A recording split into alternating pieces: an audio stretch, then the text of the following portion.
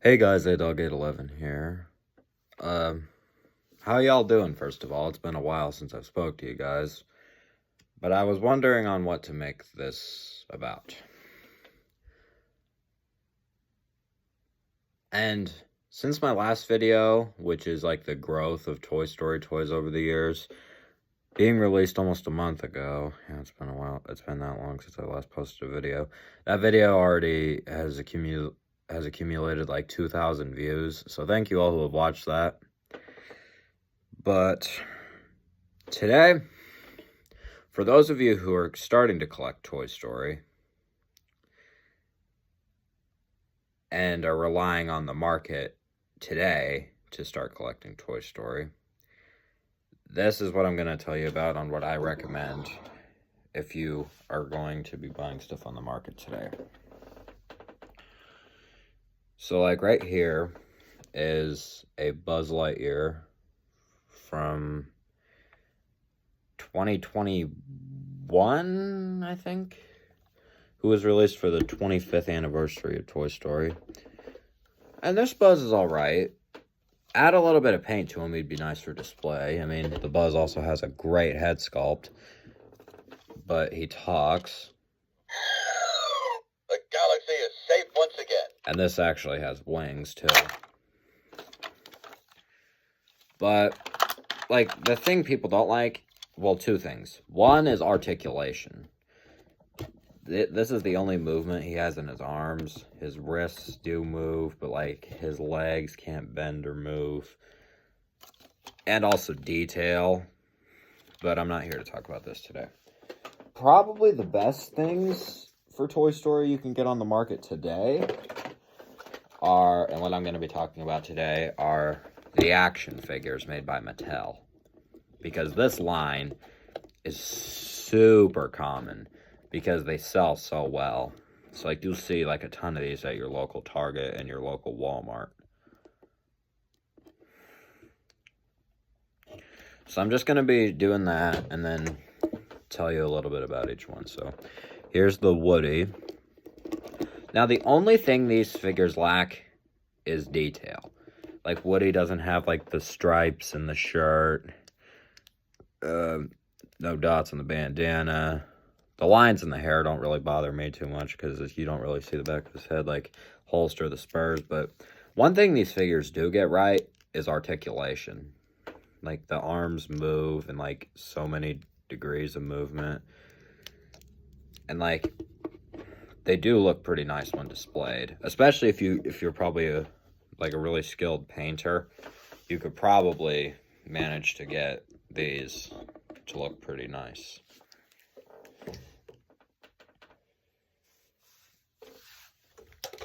Here's the Buzz.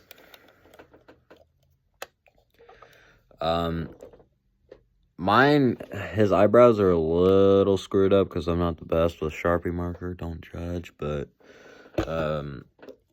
yeah. He also has a pretty decent head. Again, lacks a little bit of detail, but has so much articulation. But some of these, who like don't have the detail, don't 100% need it to look nice. I'll bring in two Toy Story 4 examples. Here's the Gabby Gabby. Yeah, I'm really happy to have a Gabby Gabby in my collection, and one that's a pretty decent scale. I got lucky and scored this at a yard sale for $1. I got lucky because I didn't have a Gabby Gabby in my collection and I wanted one. I don't have the Benson for the scales of the 7-inch figures. I might get them eventually. I have a Benson like Mystery Mini like right there if you can see him. But yeah, but like this Gabby Gabby I'm willing to forgive. Even though she doesn't have the detail on the polka dots, I'm willing to forgive that because this figure has a great head sculpt and just phenomenal degrees of movement. Like she doesn't need any more movement than she has. And she does look great when displayed. Or another figure that is actually really rare to find nowadays because he's become kind of a Pixar icon. Tinny. Yeah, again, another figure who doesn't have the greatest detail compared to like some like really like, because tinnies are kind of rare to come across in this line also, and like and anything else, but like, I mean, he does look exactly like Tinny from the short or Toy Story 4.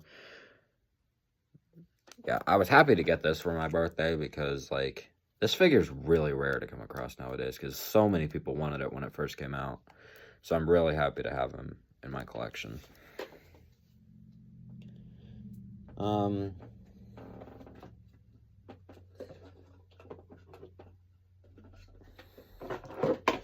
Then here we have the Ducky and Bunny.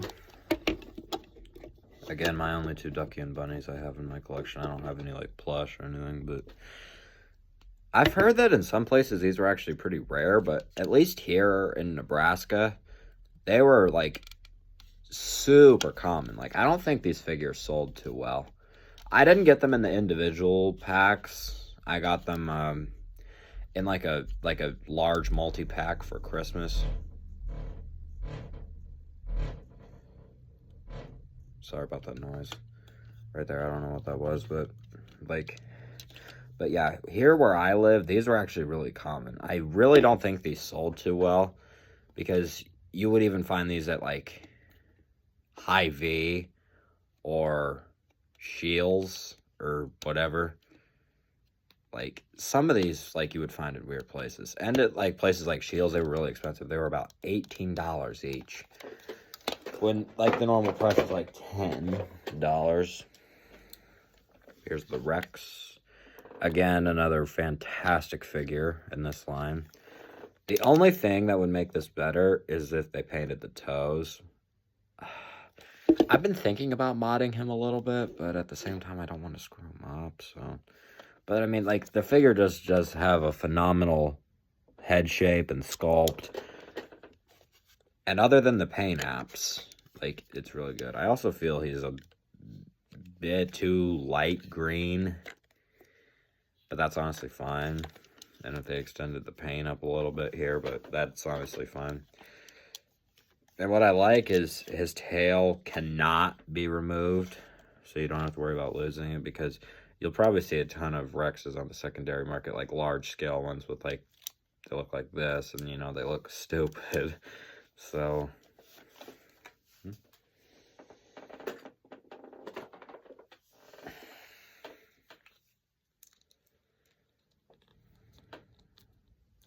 here's a Duke Kaboom. I have another Duke Kaboom on my shelf on the bike and has the helmet. This one came with a bike, but it wasn't like a pullback bike. It was just like a loose bike. And his helmet, like, could be removed. That other one I can't remove. That's on my shelf back there. But yeah. Again, this figure also does have a great head sculpt and pretty decent paint apps, I'd say. I mean, like, I'm not a... This may sound kind of weird being a collector, but, like, I'm honestly not too worried about, like, super movie accuracy. Unless it's, like, really, really off. But other than that, like, it really doesn't matter to me. Okay, and then just, okay, I have two more here that I would like to show.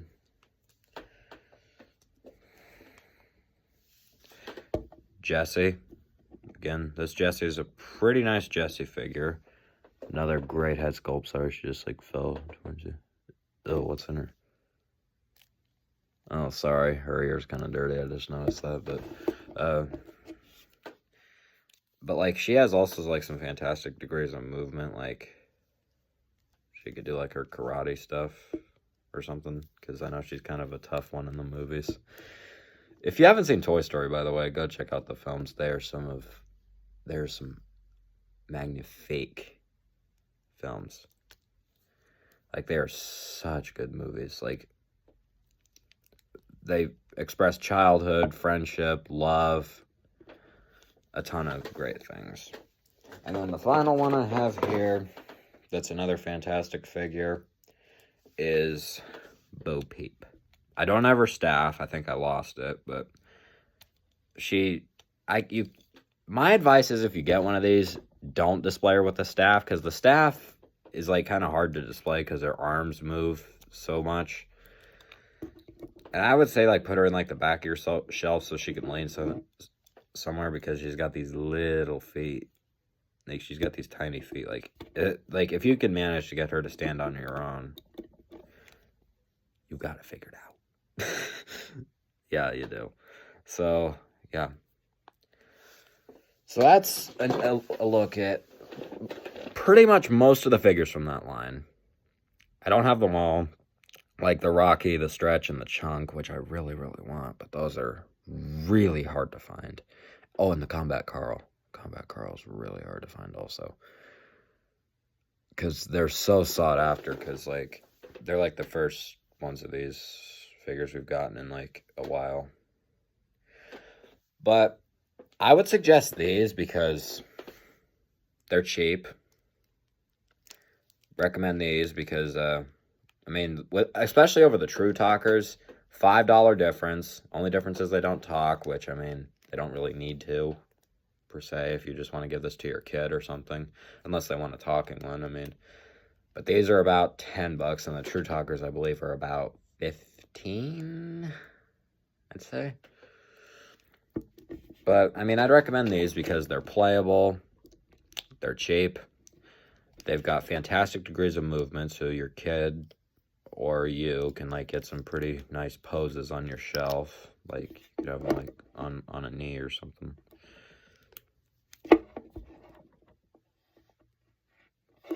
Yeah, I'm sorry I got distracted there, but... But these are probably the best things you can get on the market nowadays. Because, like... I think Mattel's just got it a little bit more than Thinkway. But, like, Mattel has the right idea.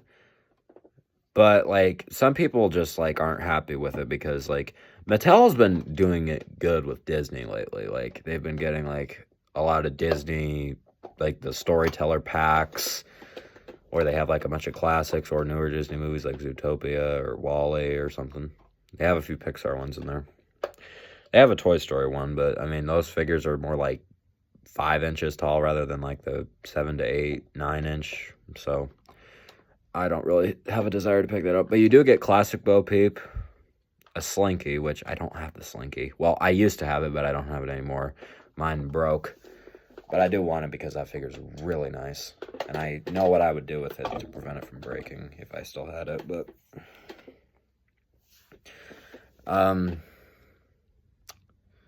yeah.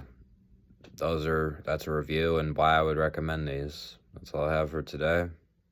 Hope you all have enjoyed it. Sorry it's been a while since I've last posted, but I'll try to get back into posting more often. That's all I got today. ADog811, signing out.